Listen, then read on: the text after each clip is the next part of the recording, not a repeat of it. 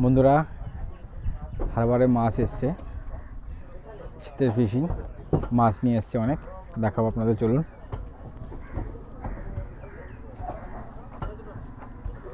এখানে দেখুন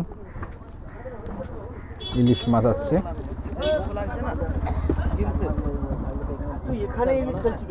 এটা কি নরম হয়ে গেছে একদম।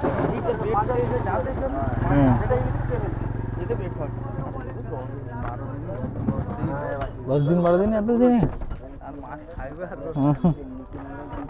এখানে আছে সিলভার পমফ্রেট, গুড়চালি, ইলিশ,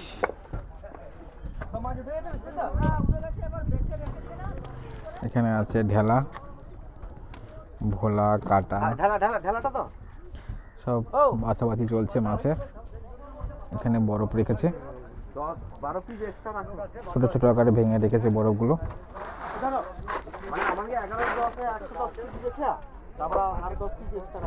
এখানে দেখুন লাল ভোলা, মধু ভোলা বলে, মধু ভোলা দেখুন এখানে, বা টিকিয়া ভোলা।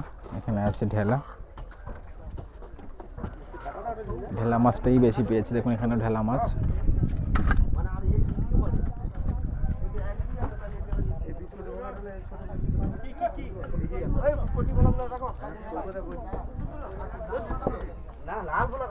দেখুন এখানে সব ঢেলা মাছ, ঢেলাগুলো সব অনেক বড় বড় সাইজের ঢেলা আছে অবশ্য। এই মাছগুলোর মধ্যে সব থেকে দামি মাছ যেটাকে বলে সেটা হচ্ছে আপনার ইলিশ আছে আর পমফ্রেট আছে। আর আপনাদের যে ভোলা মাছটা দেখালাম, লাল ভোলা বললাম বা মধু ভোলা যেটাকে বললাম, সেটাই সব থেকে দামি মাছ। আর এখানে যে ঢেলা মাছটা দেখতে পাচ্ছেন, এটা খুব একটা দাম না, তবে এর সাইজ যদি ভালো হয় তাহলে ভালো দাম পাবেন। আজ এমনি আপনার যে সব ভোলা মাছগুলো আছে সেগুলো অতটা দামের মাছ নয়। দেখুন সাপ্লাই মাছ যেটাকে বলা হয় পমফ্রেট মাছ, সেগুলো আলাদা আলাদা করছে আগে, বরফ নিয়ে আসছে। এই বরফ কিন্তু বড় সাইজের বরফ, কিন্তু এগুলো কিন্তু আপনার মাছে দেওয়া যাবে না, কারণ তাহলে মাছের সমস্যা হবে, মাছ চাপে ফেটে যাবে। এই দেখুন বরফগুলোকে কত সুন্দর করে ছোট ছোট আকারে ভাঙছে, এই দেখুন।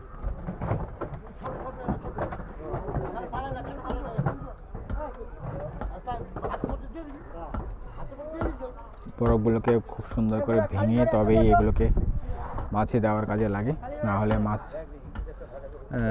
একদিকে টোল হয়ে যাবে বা চ্যাপ্টা হয়ে যাবে বা পেট ফেটে যাবে। দেখুন ঢেলা মাছ এখন বেশি আসছে, তাই না?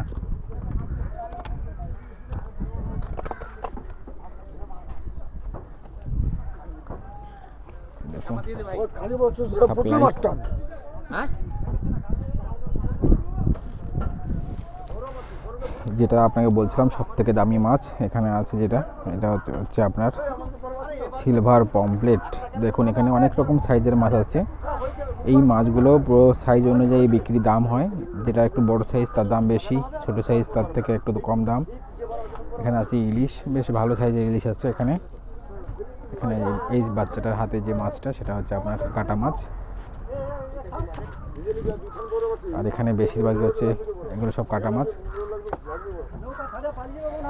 এখানে যে বেশিরভাগ যে মাছ আছে সেখানে হচ্ছে আপনার ভোলা মাছ আছে আর খয়রা মাছ আছে। এখন ভোলা মাছগুলো এক সাইডে করছে।